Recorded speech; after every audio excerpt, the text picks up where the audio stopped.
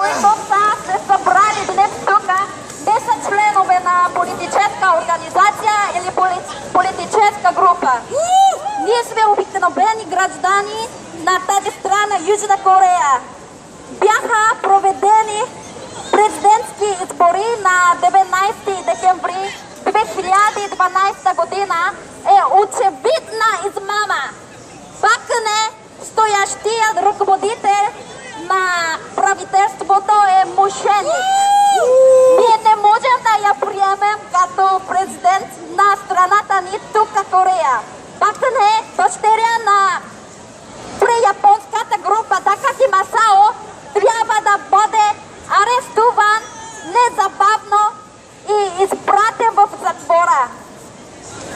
Избирателна измама, катастрофални правителство, за да подаде оставка. 박근혜 부정선거 살인정권 박근혜는 퇴진하라!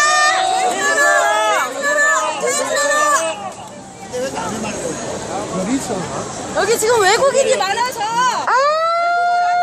외국인이 많아서. 자, 불가리아어로 들으셨습니다. 어렵죠?